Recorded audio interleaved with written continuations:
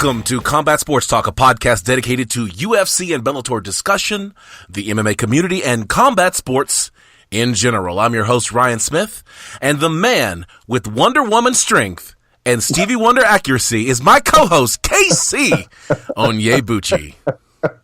You were determined to have me start every show by saying I hate you. You were determined. All right. See, well played. Here's the thing: is I decided to go with that lead in to the intro to you, but I wasn't sure if you were going to pull up the run sheet or not. So what I had written, you're the worst, on the run sheet was something totally different. So when I realized that you weren't on the run sheet, it's like, oh, okay, I can change it back now. So yeah.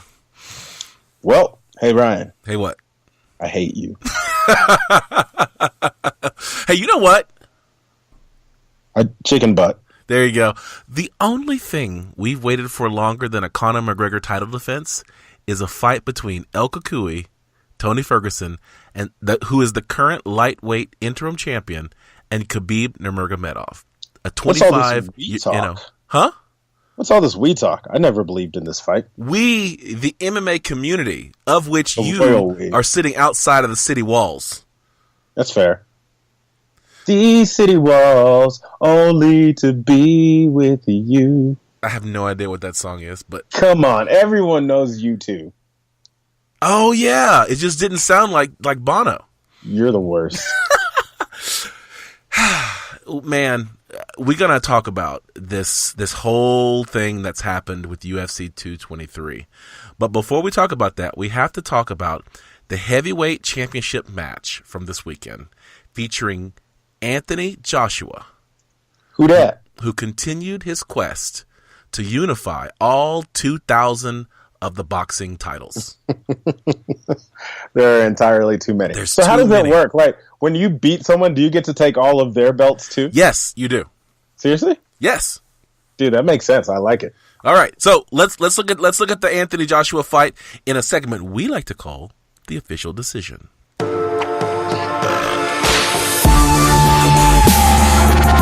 The official decision.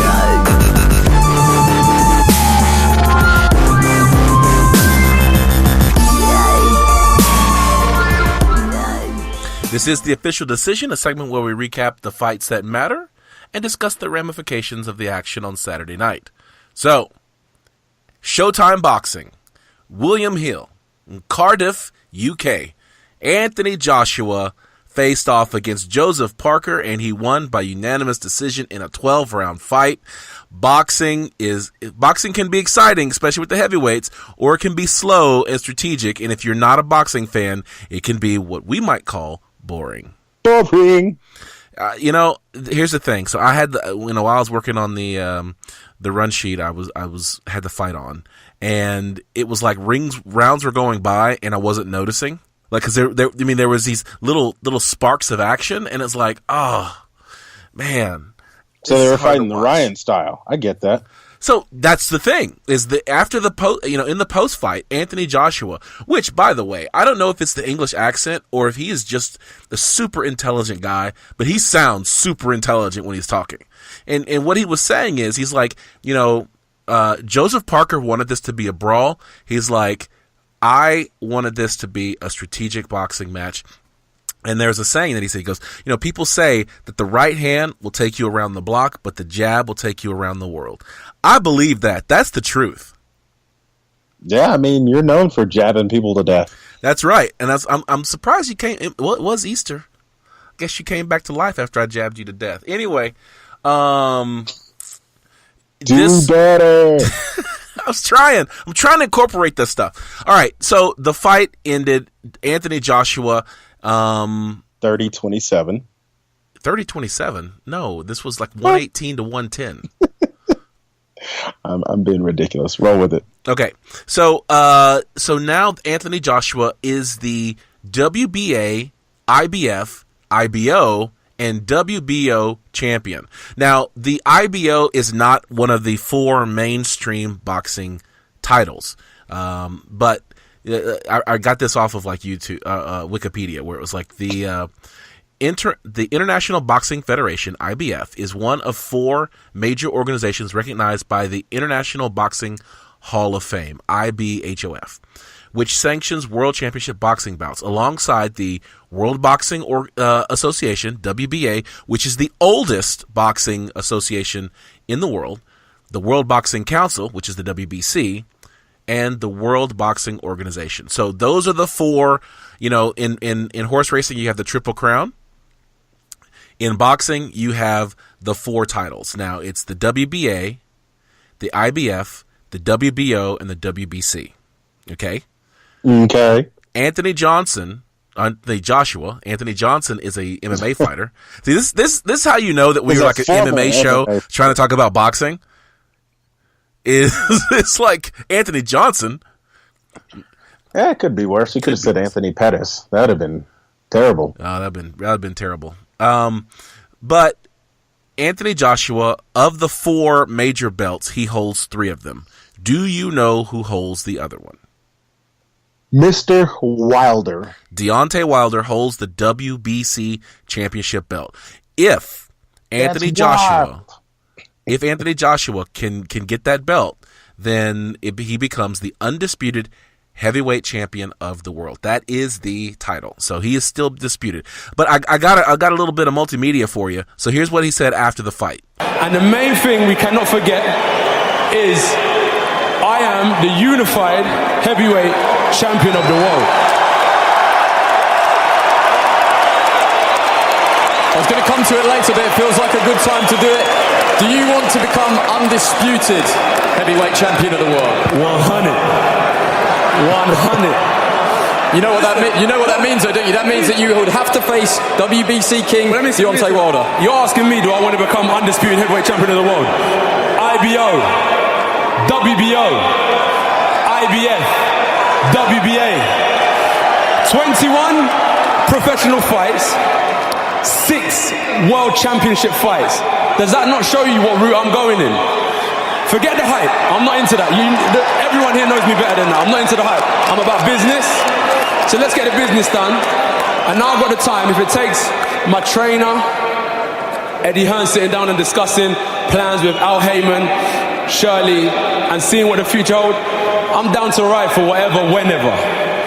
So you want that fight with Deontay Wilder. We know that he's watching on our colleagues at Showtime tonight in the United States. So what would your message be to him? Just like Dylan said, Wilder, let's go, baby! Let's go! So there you have it. That's from Sky Sports in the UK, partnership with Showtime. Looks like Anthony Joshua wants to fight Deontay Wilder. Well, let's bring it on. It's going to take forever to negotiate those contracts, though. Yeah, I was reading on the internet that it's unlikely that Deontay Wilder is going to be Anthony Joshua's next fight. There's a likelihood that he's going to fight Alexander Povetkin. He was a heavyweight number 1 heavyweight contender for the WBA. He knocked out David Price in the undercard. It was a pretty brutal knockout. Go back and watch that one. It was brutal. It was MMA worthy. A lot of people complained about this fight because of the referee intervention. He kept pulling them apart every time they tied him up. Every time they tied up, he would pull them apart. You would have loved this referee. I wish I had that ref. Well played. Yeah, I need that ref in my life.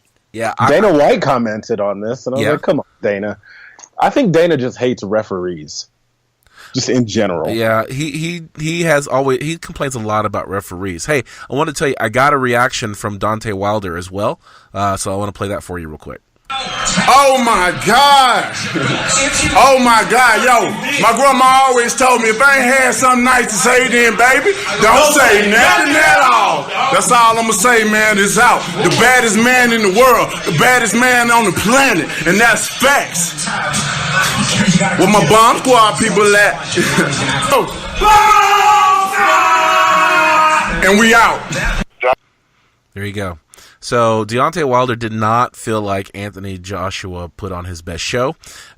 So there you have it. Yeah, that'll be interesting to keep tabs on. It's kind of like I'm pretty sure that fight will happen before Conor's next fight, so we'll see. Yeah. So that's all I got for this fight. You know, that's all I got. Well, much love to Anthony Johnson, my almost countryman. He's going to continue to do big things, and he's fun to watch. Did you say Anthony Johnson or Anthony Joshua? Dang it! I don't remember. It's. I'm pretty sure I said Johnson. It doesn't matter. You know, Anthony Johnson just needs to, instead of being a bodybuilder, just become a boxer. Okay, since you were born in Texas, Anthony Johnson is your countryman, so you're not wrong. That's fair. Okay. That's fair. I'll rock it. All right, you rock that. Moving right Embrace along. it. Man, this show, we got to get it back on. Look, we need to put it on the hype train so we can get this thing on the rails, right? Showman here. Yeah, we got to get back on the rail. So the best way to do that is to go right into finding the angles.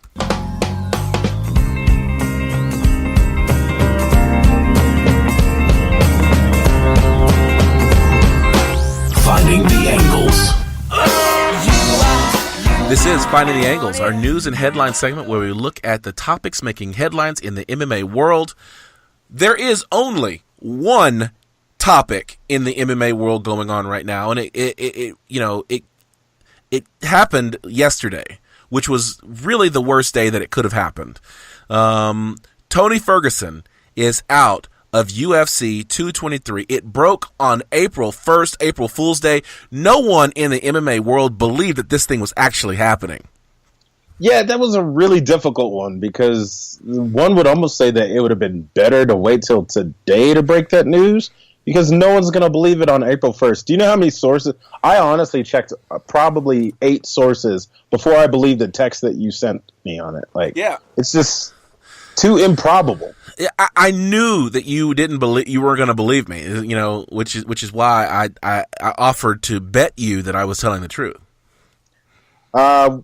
Age has taught me, not quite wisdom, just age, has taught me never to take a bet with you. Especially when I was offering the terms of the championship belt of mine that you were currently holding. That's the thing, is because you couldn't win it any other way. You don't want to see me in the ring. Oh, anyway.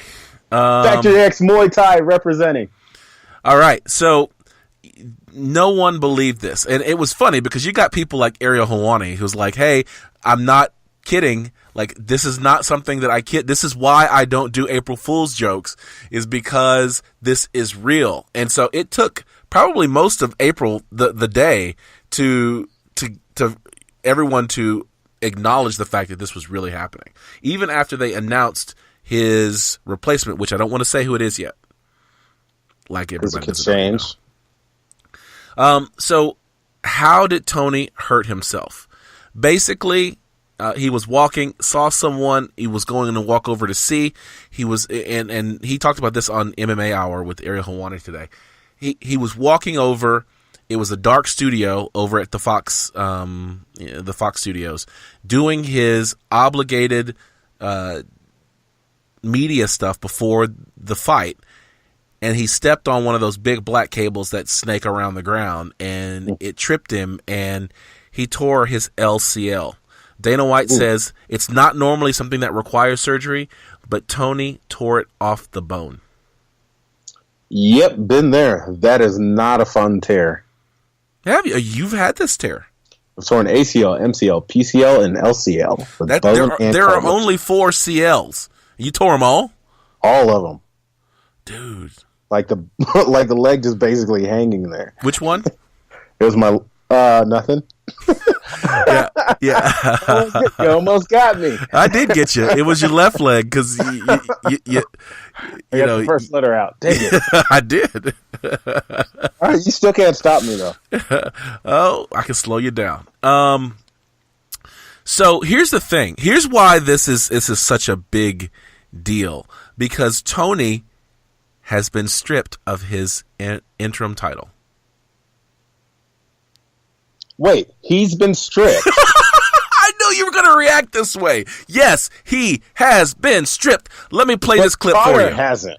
Let me play this clip for you. And we also found out yesterday, Tony, that once this fight happens, this is what Dana White said to ESPN, to Brett Okamoto of ESPN. He said that you are no longer the interim champion, that you will be stripped of the belt.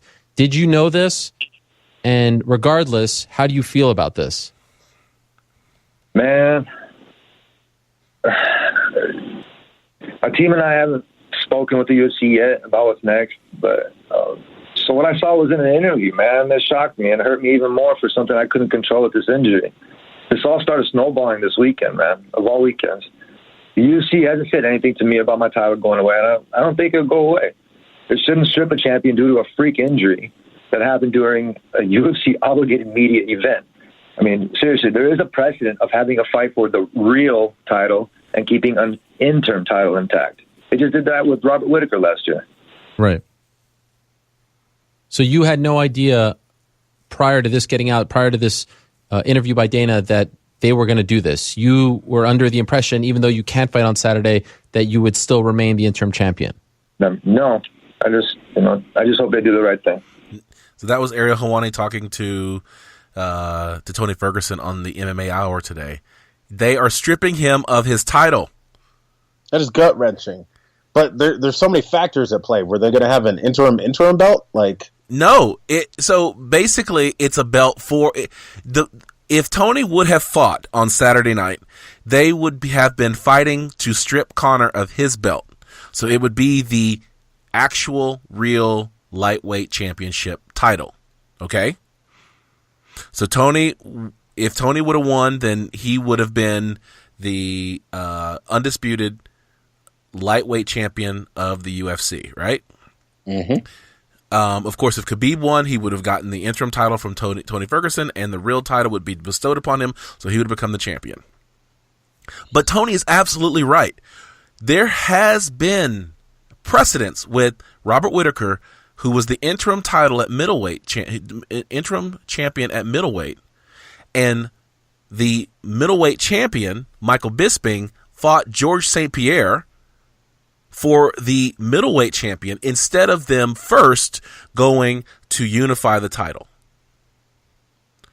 So there's no reason why the UFC should strip Tony Ferguson of the title, except there's no reason. I can't even think of a good reason, especially given the fact that this is 6 days out and they're stripping him from the title. By the way, we had to update our number. Our number was actually too generous to Conor McGregor. The official date is 506 days and counting that Conor McGregor has not defended his title. Tony Ferguson, he is currently out for 6 days. Title stripped. Yeah, that's ridiculous. Well, what it does is it sets up some more intrigue within the UFC, because now you've got Khabib, who will win. Wait. But let's not talk about, because I'm carefully orchestrating this reveal. Okay, so don't steal my pleasure. All right, because I want to address one more thing before we do this reveal. All right. This fight between Tony Ferguson and Khabib Nurmagomedov has been 3 years in the making. They were supposed to fight back in 2015, but Khabib pulled out of the fight in 2015 because he got a rib injury. You know what I bet it was? But it was a cartilage tear. Throw back to last week. In 2016, Tony pulled out of the fight because he had some lung issues, which I'm not aware of what those lung issues were. We were currently on hiatus during that pullout. In 2017, Khabib pulled out of the fight with Tony because of a bad weight cut. So I think his kidneys failed, or he passed out or something like that, so he couldn't fight. And so now, here in 2018, Tony pulls out of the fight with Khabib because of the knee injury. So they have each pulled out of the fight twice. I don't know if they will ever fight each other. Your man Dana says it'll never happen, but how many times has Dana said something won't happen and then he's secretly working on the deal to come together? Yeah, the Mayweather and McGregor fight would never happen. Yeah, women would never fight in the UFC. Yeah. I hope Nick Newell's another one. We'll see. Okay, so here's the thing. It's not like we weren't prepared that this fight wasn't going to happen. Back in January when they announced this fight, there was an individual who actually asked a question at a UFC presser about this fight. His name is Chama.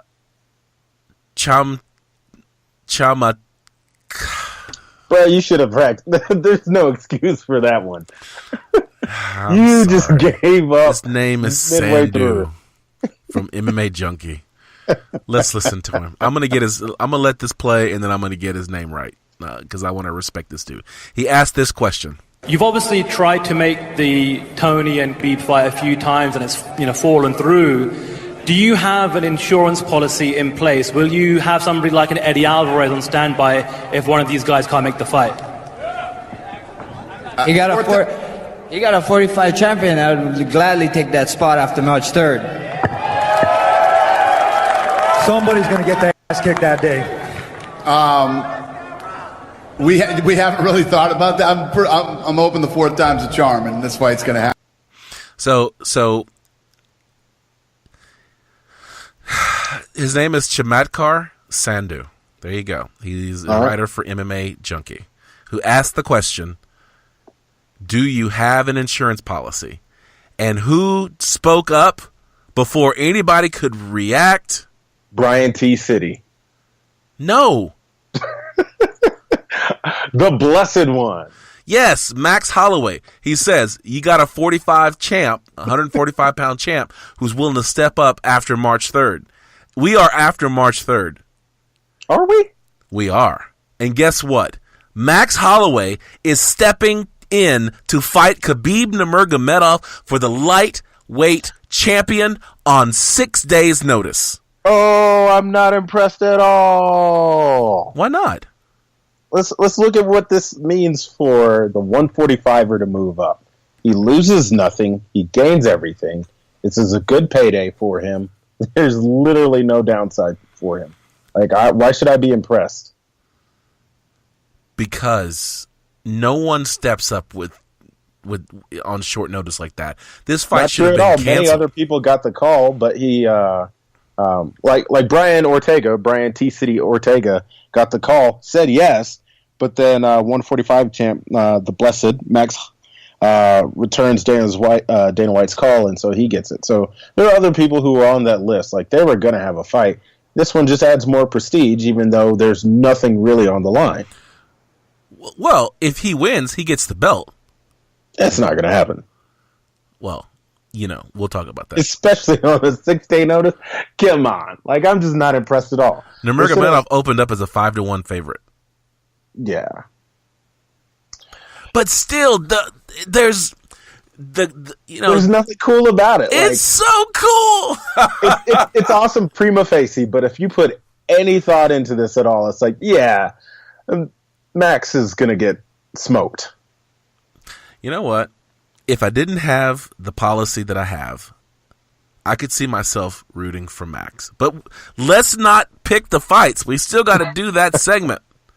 All right. So you talked about T-City getting called, Brian Ortega getting called, and he took the fight until Max Holloway called back, which I would have given it to Max anyway. He's the champ, and it makes for a more compelling fight anyway. No, we're tired of these champ-on-champ fights. But this is not the same type of fight. This is not a super fight like you get with the other fights, like Daniel Cormier versus Stipe Miocic, where they're actually orchestrating it. This is, we need someone to face off against the Eagle. And there's no one in that division. No. Oh, come on. That means your division is terrible and you need to do some better work in developing talent. But then again, let's go over the list of who wasn't called. Conor McGregor wasn't called. Well, yeah, because there's no way. There's no way he's taking the fight. There's no way he's taking the fight. Mr. I stay ready. He stays ready to tweet. Yeah. You know who else wasn't called? Nick Diaz. Burger King commercials. Nate Diaz. Nate Diaz wasn't called either. I have Nick Diaz on the thing. It's Nate Diaz. Nate Diaz wasn't called either. And how do you think that is? Well, yeah, because he probably wouldn't have been able to make the P test. That's fair. So Connor and Nate, I've got Nick on the. Just say Diaz. That's what I do. Diaz. I never really know which one I'm talking about. I just Nick say is Diaz. the one who's been suspended for eternity. Nate is the one who fights at 155. Anyway, so Nate Diaz says, making fun of Tony Ferguson, that neither one of them can make it to the war. Yep. And then, of course, Conor with his crude comment talking about pulling out, but in terms dealing with let's just say it was a euphemism. There it is. Problem solved. There it is. Yeah, the thing about Conor and everyone, and I know people hate this, but clap back. It's the fact that Conor has, you can't pull out of a fight because you're never actually on a card. That's right.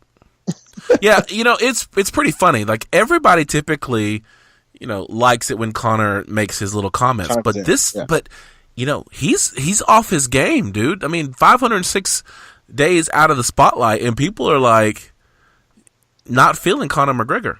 I think he's a victim of his own stardom here. The way that he got where he is that formula doesn't work without all of the pieces. And one of the main pieces is you've got to win. And if you're not fighting, you're not winning. And you become old news real quick. So I think he's got to find a new way to market himself, because the talking from the sidelines only works when you're backing it up consistently. There you go. I'm gonna let that be the last word, because I want to talk about this next topic. Get it? Deontay Wilder. You remember that guy? Who that? He is currently under investigation by the WBC. Did you hear about that? I did not. Dropping news. Headlines. Deontay Wilder is under investigation by the WBC because he made a comment on a radio show, New York City, The Breakfast Club, Power 105 FM, interviewed him with Charlemagne the God.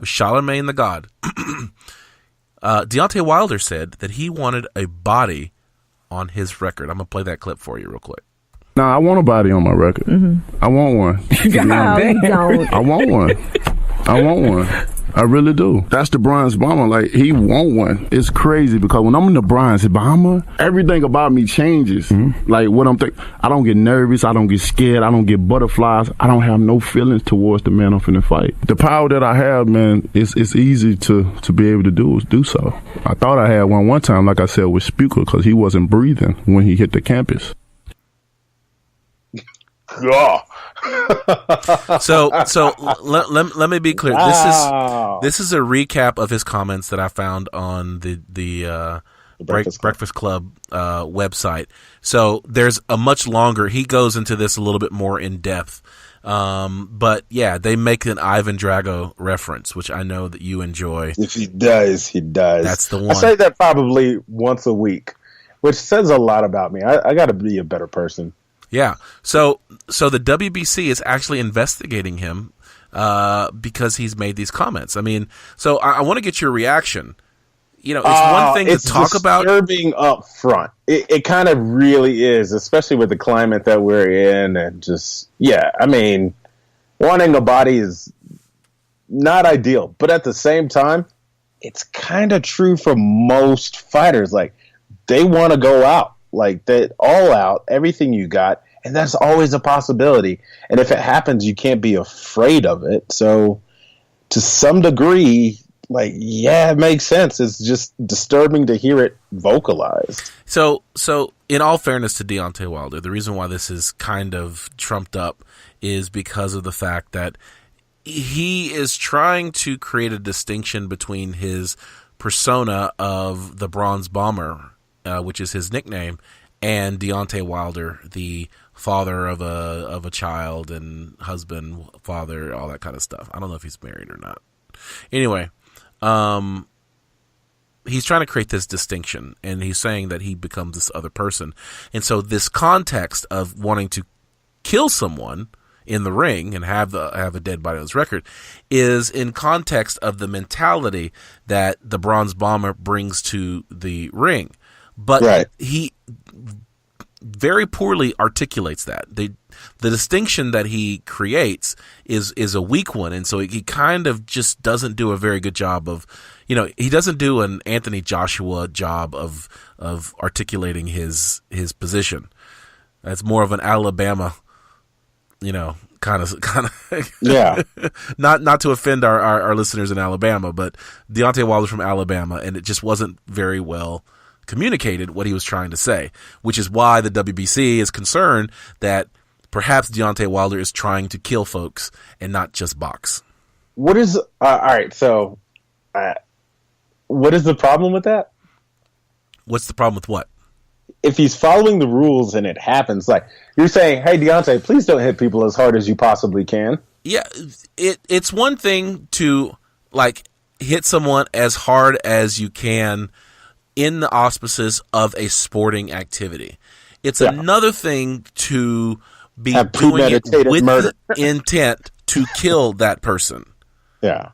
It's kind of one of those things like you and I, when we boxed the very first time, we had an agreement, right? Like, if one person is getting too much of a upper hand, then we would kind of pull off, right? Yeah. Imagine if, like, not only am I not going to pull off, but I am actually actively trying to kill you while I'm throwing punches. I mean, good luck. Well, I don't have the power to do it, but I do. You do. You just don't have the accuracy. So, we're like, if you go put the two of us together, we would be the ultimate fighter. And accidentally walk into one of my overhand rights, you're done, son. Probably. But I'm making. Never happened. I'm making my living on not walking into punches. No, it's kind of messed up. I don't want to dwell on it too much because, like, part of me says, like, yeah, this is the most messed up thing I've ever heard. At the same time, it is the epitome of promo talk where everyone gets in the ring and does the whole clubber laying, I'll kill him up, and all that whatnot. So it's like, how much of it's real? How much of it's just promo talk? Yeah. I don't know. That's the thing, though. So an investigation makes sense. Like, you got to figure out, like, hold on. Do you really mean this? Like, because that's insane, and you should probably not try to kill people in the ring. I don't want to be liable for that. So an investigation is probably warranted. Let's just make sure we don't have killers that we're paying millions of dollars to. Right, but if you want to hear the whole comments, to get all the context, like I said, I played their summary clip, so, what I played actually took place in various stages of him telling and explaining this. If you want to hear the whole thing, go out to, YouTube, look up the Breakfast Club, Power 105 FM, skip to about 44 minutes and 10 seconds into the Deontay Wilder interview, and you'll hear all of his comments as they were said on the show. So, that's all I have to say about that. Reporting. Thank you. I'm doing my best, man, to like turn this into, something that's like legitimate journalism. You heard it here third, listeners. That's basically first. True. Not quite first. All right. So that's all I got for the for finding the angle. So let's go into the fight card.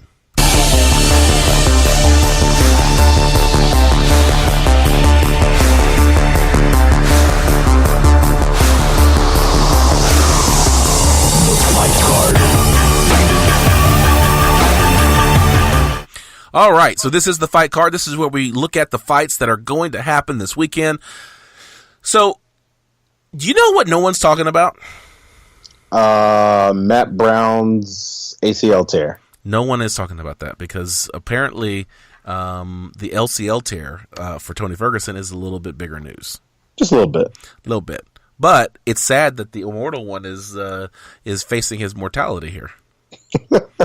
Oh, excellent wordplay, sir. Thank you, sir. What no one's talking about is Bellator 196. Like, oh, are they still a thing? They're still a thing. And they have a fight in Budapest, Hungary. Benson Henderson, smooth, faces off against Roger Huerta. All right, let's go on to UFC 223. That was a proper response. Brooklyn, New York, the Barclays Center. We've got the lightweight championship of the world on the line, but we also have the women's strawweight title on the line. Not really. I mean... yeah, I guess it's not really on the line because it's going to be handed back to Joanna Jędrzejczyk. Come on now. Come on, we're going to get to it. We're going to get to it. But you know what? Dana White, even with Tony Ferguson out, this is still one of the most stacked cards that we've had all year. Disagree. Okay. Well, all year, yeah. I mean, because we're basically one quarter in. We're 1 quarter in. There's been three fights before this one. This one's the best one so far. That's fair. See, I'm not overselling. Well, Dana sure was. Dana, I feel like a lot of people were, but I'm just going to let this card stand on its own. Let's give it the rundown and see if the listeners agree. Okay, I like this card so much, I'm going to give you some undercard fights this week. Lozon, let me guess. No, I wasn't going to do Lozon. See, Lozon's not even on the list. All right, go for it. Karolina Kowalkiewicz versus Felice Herrig. That's your girl. Yeah, she's only my girl because her weight room videos are legit. All right, flash fight pick. Karolina Kowalkiewicz smashes Felice Herrig. I'm calling. Sadly, I'm going to agree with that. Okay. Dang it. I wanted you to go for your girl, dude. I mean, I want to, but head always trumps heart for me. Dude, Karolina Kowalkiewicz, man. I love to watch her fight. All right. And I like to say her name, too. Like, I was going to do a segment this week. I may have to save it for next week. Fighters' names I like to pronounce. That's a super weird segment, bruh. Karolina Kowalkiewicz. Like, as your friend, let me just say no. Fun names to pronounce. Ray Borg. Remember him? He got the first one ever to get into the mousetrap. He's fighting Brandon Moreno. So I'm excited about that because I want to actually see Ray Borg fight a fight that's not against the pound-for-pound greatest fighter in the UFC. He never fought Conor McGregor. Okay, you're not pushing my buttons. Brett I'm just Rawlings. going by what's on the website, bro. Yeah, what's on the website is Conor McGregor is currently number 2 after he has not fought in 506 days. Beck Rawlings versus Ashley Evans Smith. Beck Rawlings. Dude, you went to the early prelims on this. I did. These are names that it's like I'm excited about trying to watch. Like, I'm going to watch those fights. And then we were talking about him, Artem Lobov versus Alex Caceres. Bruce Leroy. Bruce Lee, my man who fights so smooth. Yeah, well, he's fighting Artem Lobov, so it means Alex Caceres has a 50-50 chance of winning this fight. Why is that? Because Artem Lobov is like under 50% on his win. He wins just as much as he loses. He's 14-14. All yeah, right. we did the whole segment last week about Artem Lobov and how he's trying to spin the fact that he's got so many losses on the fact that he's taken the harder road, the road not traveled, if you will. Well played. Thank you, sir. Well, he's facing off against Alex Caceres, and let's root for Bruce Leroy. All right, main card. Al Iaquinta versus the Dragon, Paul Felder. That's a great card. That's a great fight. I'm going Paul. Wow. What?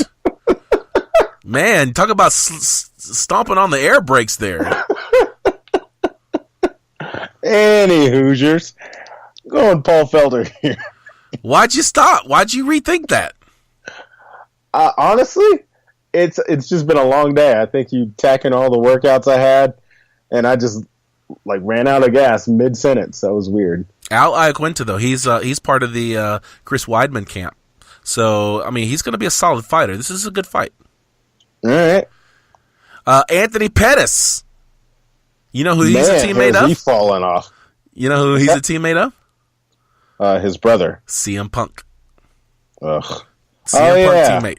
Anthony Pettis says that CM Punk is 200% better than zero. Yeah, I was going to say, it's kind of hard not to be. So he's fighting against Michael Chiesa. Not quite so fun to say. But that's going to be a good fight. A wicked tattoo, though. Yeah, and he's got great ground game. Renato Moicano versus off against Calvin Kattar. Probably slightly more interesting here. Yeah, Calvin Kattar, we are on the hype train for Calvin. This is our dude. We talk. Huh? I actually support him.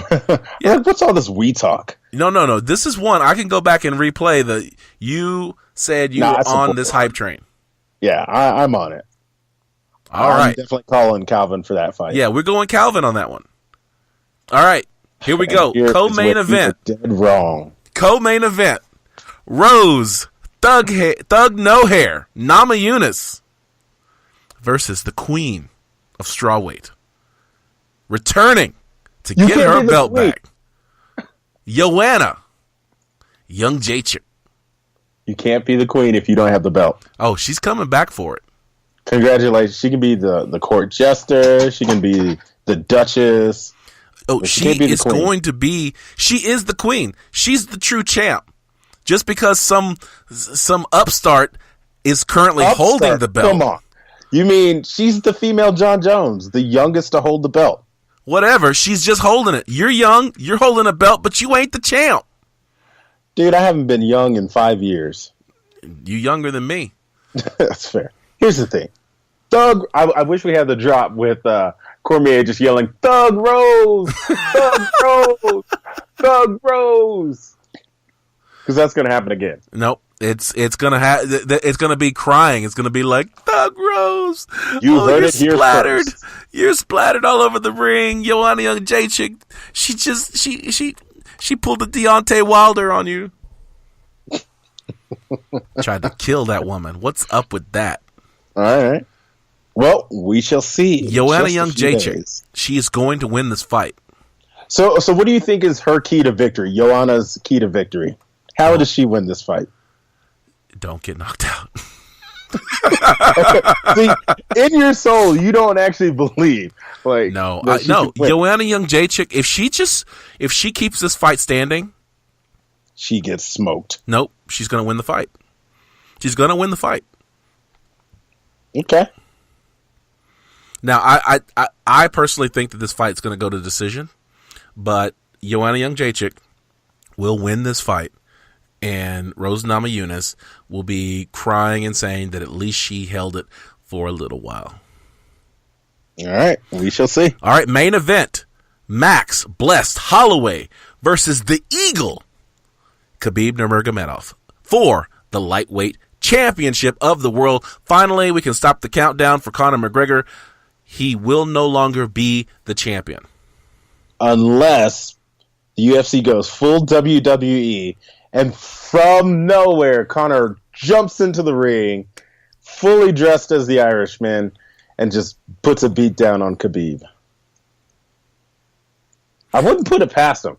UFC has gone way too WWE lately. Who knows? I think Conor will be at the fight. That's my prediction. Is that Conor will be at the fight? Just because if Conor has a sense, just a small amount of promo in him. Like if you want to build just a crazy amount of buzz, you sit in the front row of that fight. Actually, I would try to sit as close as I can to Tony Ferguson. I mean, I'm serious. If I was Conor, I would be at that fight. Conor, here's why that gets go to that fight. Because Khabib wins this fight, hands down. Khabib will not fight Conor without Conor having to work his way to it. So Conor has to have at least one fight before he can fight for the belt again. Tony Ferguson. The fight versus Tony Ferguson, that would be sick because Tony wins that fight. So, man, it's not a good look for Conor to show up. Well, the thing is that this is all about buzz. Conor McGregor sitting in the front row, that's crazy. That's crazy buzz. That fight might not actually, people will be more interested in Conor McGregor being at that fight than actually what happens in the ring. Yeah, because I can't think of one thing that Max would be able to do to win this fight. I just don't see him winning in any capacity. So, like I said before, Max Holloway, because he is stepping in on 6 days' notice, whether or not he has anything to lose or not, the fact is that Max Holloway is stepping in on 6 days' notice. He wasn't ready for this fight. He wasn't expecting to be in this fight. No one saw Tony Ferguson getting injured, but he is walking into this fight against a 25-0 bear wrestler in Khabib Nurmagomedov. If Max Holloway, they asked him, why did you take this fight? And he says, this is what legends are made of. If Max Holloway wins this fight, he becomes the lightweight champion and the featherweight champion, which was what Conor McGregor was the first one to do. So if you think about it, Max Holloway has been chasing Conor McGregor to fight him for a rematch ever since Conor McGregor beat him early in his career. He went and he took Conor McGregor's 145 belt. If he beats Khabib Nurmagomedov, he'll take Conor's 155 belt. And if Conor hopes to ever fight again, guess who he has to fight first? Max Holloway. I'm not even going to let you ruin it for me. I couldn't come up with a terrible name that was reasonable. I should have said Caceres. Well, you couldn't say Artem Lobov because they're teammates. But Max Holloway, he would have to fight Max Holloway. So this would make for an incredible... I mean, the UFC, if they could somehow, poison Khabib Nurmagomedov so Max Holloway could win, this would be an unbelievable storyline that they would be able to milk for months. Well, you never know. There's a whole puncher's chance that you always advocate. Yeah, there's a puncher's chance. So, if Khabib wins, I think everyone's going to pretty much assume that Khabib's going to defeat Conor McGregor. So I don't know that that's as big a story. I think it's a bigger story to try to get Tony back in the ring to fight Khabib Nurmagomedov for a fifth attempt. Let me say it that way. So, as much as I would like to see Max Holloway win this fight, I have to stick to my guns. Since Tony Ferguson is not in this, since Demetrius Johnson is not in this, I have to stick to my guns, and that is, folks, never bet against the Russian. Never do it. Off the air, I've got another name for that. Okay. Well, I can't wait. Just roll with that. Well, that's all I got. All right. Follow us on social media. On Twitter, I'm at CST Ryan. And I am at CST Ryan. You pretty much are. Yeah. Don't reach me on Twitter. I don't tweet. You tweet sometimes. You tweet pictures of you performing on stage, playing your banjtar. Oh, so that's just an IFTT thing. Like, check out my Instagram if you actually care about any of that, or you want to reach me. I do respond on Instagram. How do you spell that? Followers. Push, pull, pray. Oh, okay. Got him. You can also check out the website at www.combatsportstalk.com. You can find us on iTunes, SoundCloud, Facebook, Instagram, and YouTube. You ready to call it? I was hoping. Our theme music is composed by Scott McCurry at scottdeancountry.com. KC Onyebuchi produced our lead-ins. I want to thank you for joining us for another edition of Combat Sports Talk. For KC Onyebuchi, I'm Ryan Smith, reminding you to keep your hands up, your chin tucked, and throw bombs.